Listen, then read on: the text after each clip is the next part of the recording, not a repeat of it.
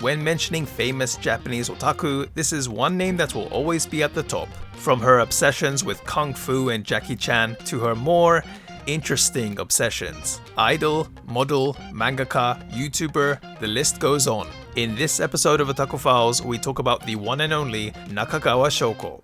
Most of us outside of Japan may not be aware of some of the more interesting personalities within the Japanese otaku landscape, so I thought I'd do a little video series and try to shed some light on these individuals. This is Otaku Files.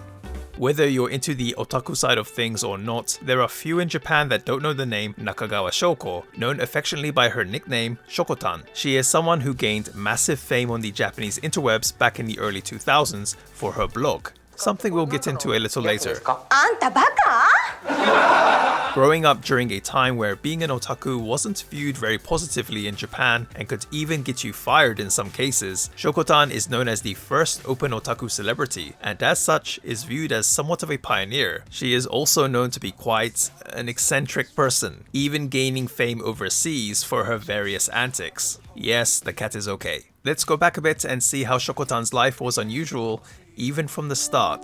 Shokotan was born in the Nakano ward of Tokyo. After her mother gave birth to her, it seems that the both of them weren't doing very well and had to stay hospitalized for a while. As a result, her mother left it to her sister, aka Shokotan's aunt, to do the birth registration of her newborn child. However, her aunt and the person dealing with her at the ward office ended up getting into a fight. Shokotan's parents wanted to name her Shoko using the first kanji that makes up bara, or roses in English, as they both loved roses. But the person at the ward office said that kanji can't be used for a person's name in the koseki, aka family register, making her aunt really angry. In the end, in frustration, her aunt wrote the name Shoko in hiragana, but it turns out the ward office registered the name not as Shoko, but Shioko. This is something Shokotan would find out about years later when she was around 24 years old and went to renew her passport. Whether the person at the ward office did this on purpose or not is a mystery, but Shokotan wasn't happy with that name for years until she decided to change it in 2023. But the story doesn't end there. It turns out her parents registered her with a kids talent agency when she was around 5 years old and used the original kanji they wanted her to have for her showbiz name.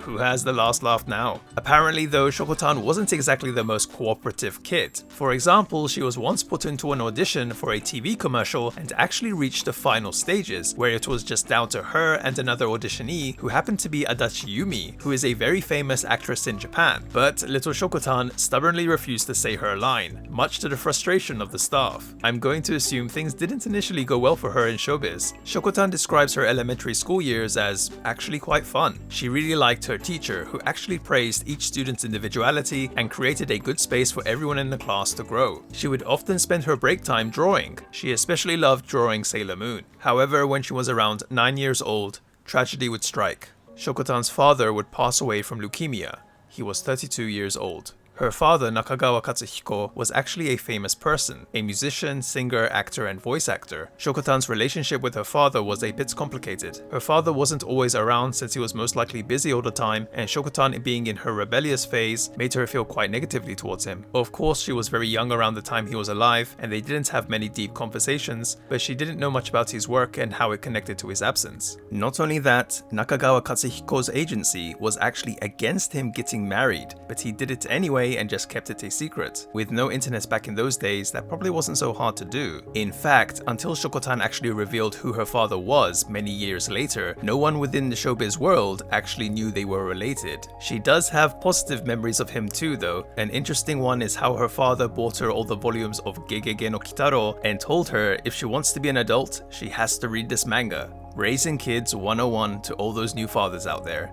However, buying Shokotan more mature manga ended up leading to a family meeting. The reason? Because little Shokotan would keep drawing pictures of naked girls. Of course, now Shokotan doesn't hate her father anymore and really appreciates all the things he's done. She also enjoys discovering new things her father did within the showbiz world that she never knew about. In contrast to her elementary school years, middle school was anything but fun. Unlike the open and accepting atmosphere of her elementary school, upon entering her middle school, which was an all-girls school, Shokotan would learn about caste systems within the class, how you would have a different experience depending on which group you are in. She would learn about this the hard way. Not being able to keep on top of trends and drawing pictures in most of her free time, Shokotan's unique personality ended up getting her labeled as a weirdo by the quote-unquote boss group. What this meant is that most of the kids in the class slowly stopped interacting with her. Remember, this was at a time where otaku weren't viewed very well in general. When she came home, Shokotan would just spend all her time on her hobbies. This was also around the time she got into kung fu movies, becoming a massive fan of Jackie Chan and Bruce Lee. But one day,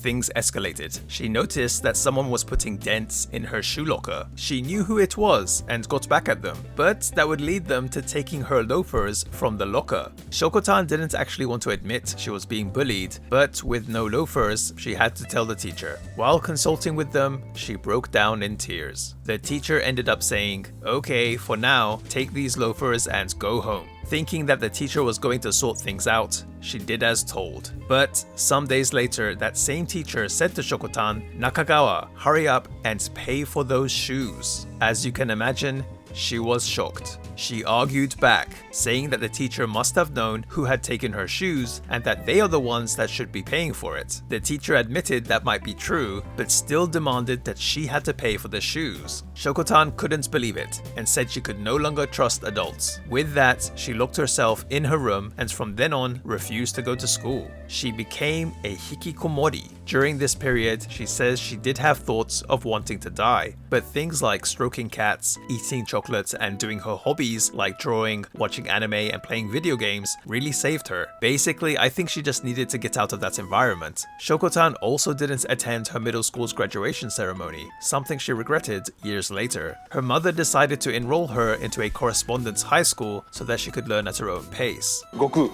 悟空じゃありません。悟空と見せかけて。俺クリリンだよ。俺クリリンだよ。 Now, excluding her showbiz activities as a child, when she was 14 years old, Shokotan of her own volition would start becoming interested in the showbiz spotlight. The reason being, she wanted to be like Katsumura Mika, who played the pink Time Ranger in the tokusatsu series Mirai Sentai Time Ranger. However, something rather interesting happened a couple of years later that would see Shokotan being involved in the showbiz world again. Worried about her daughter's mental health, Shokotan's mother decided to do something special for her 16th birthday. She took her to Hong Kong to eat at Jackie Chan's restaurant. But not only that, an unexpected surprise was also waiting there, unbeknownst to her mother. Sitting at the table next to them was the man himself. Shokotan couldn't believe it, but she didn't want to bother him since he was eating. According to her otaku friends, Jackie was supposedly filming in Canada around that time, but here he was, although apparently he wasn't in the best shape, looking like he had just been treated for injuries. She couldn't contain her emotions though, and ended up crying.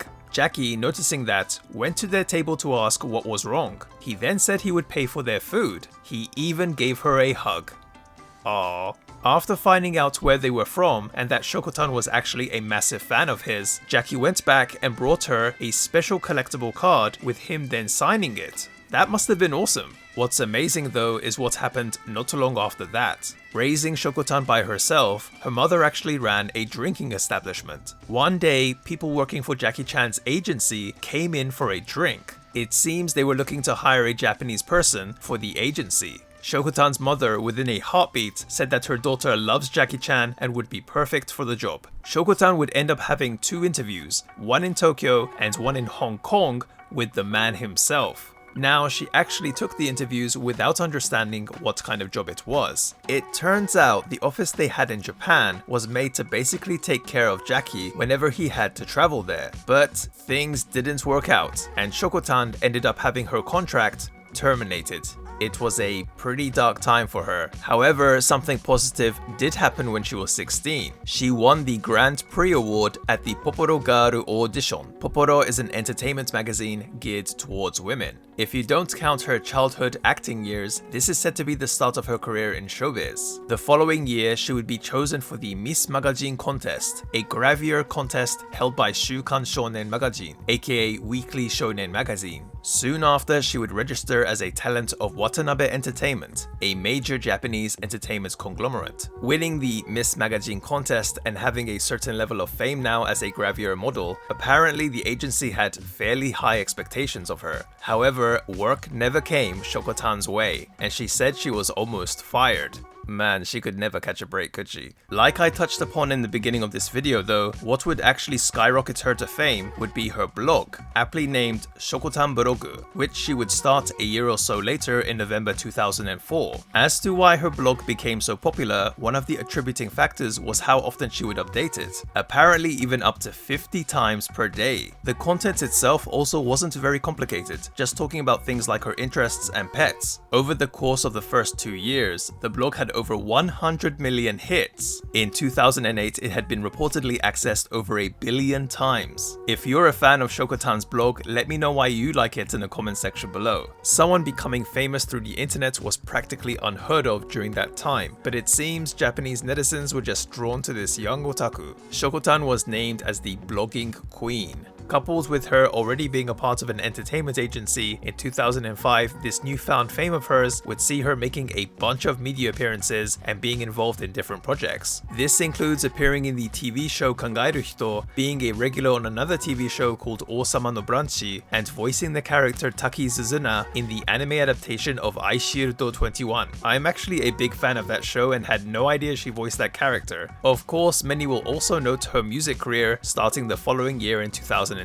with the release of her single Brilliant Dream. The number of things that she has done over the years is just far too vast to cover in this one video, but Shokotan managed to establish herself as a well-known figure in Japan. From starting her own fashion brand called Mamitasu in 2009 to being made the official Hong Kong Goodwill Ambassador in 2012, she has in no way limited her activities to just things otaku related. However, fame has also brought its fair share of problems for Shokotan too. As she revealed in 2021, she has been stalked numerous times and has also had to move house many times too. Shokotan is also noted for her fair share of haters, especially online. It even led to a man in his 20s being prosecuted. Apparently he wrote things like he was going to throw acid on her and also telling her that she should take her own life. But despite all the things that she has gone through, Shokotan is still going. She regularly uploads on her YouTube channel and is living her otaku dream. She has also been an advocate to help those who became a hikikomori and shut themselves away from society like she experienced herself, even appearing in campaigns for the government. Anyway, that's going to do it for this video, guys. Thank you so much for watching. I think Shokotan is a huge inspiration to many people. I know she isn't loved by everyone. I do like her, but I think she has helped pave the way for otaku being in the mainstream.